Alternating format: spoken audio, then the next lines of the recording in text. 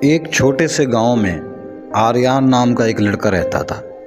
اپنے خاندان کی مالی مشکلات کے باوجود آریان کے پاس ایک غیر معمولی حکمت تھی جو اسے سب سے الگ تھلگ کرتی تھی۔ اس کی ایمانداری اور دیانت پورے گاؤں میں مشہور تھی۔ آریان کے والد جو سادہ کسان تھے، انہوں نے اس میں محنت اور خلوص کی قدریں ڈالیں۔ اپنی غربت کے باوجود وہ تعلیم کی طاقت پر یقین رکھتے تھے اور آریان کو علم حاصل کرنے کی ترغیب دیتے تھے۔ آریان نے ہر فارغ لمحہ گاؤں کے اسکول سے ادھار لی ہوئی کتابیں پڑھنے میں گزارا۔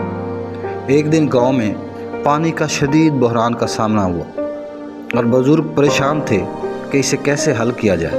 آریان نے اگرچہ جوان بارش کے پانی کو مؤثر طریقے سے ذخیرہ کرنے کے لیے ایک سادہ لیکن ذہین منصوبہ تجویز کیا۔ بزرگوں نے اس کی دانش مندی اور خلوص کو تسلیم کرتے ہوئے اس کے خیال کو عملی جامہ پہنانے کا فیصلہ کیا۔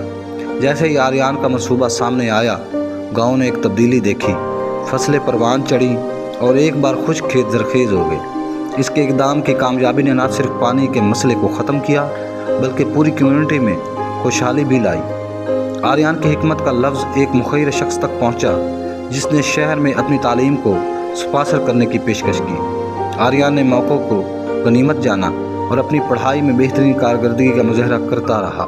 اس کی ذہانت اور ایمانداری نمایاں تھی جس نے اسے ایک باوقار یونیورسٹی میں اسکالرشپ دی تھی۔ برسوں بعد آریان اپنے گاؤں میں واپس آیا جو اپنے علم اور تجربے سے لیس تھا۔ انہوں نے تعلیم، صحت کی دیکھ بھال اور انفراسٹرکچر کو بہتر بنانے کے لیے مختلف منصوبے شروع کیے۔ ان کی دانش مندی اور دیانتداری کی قیادت کی بدولت گاؤں نے ایک قابل ذکر ترقی کی۔ آریان کی کہانی نہ صرف مقامی بلکہ قومی سطح پر ایک تحریک بن گئی۔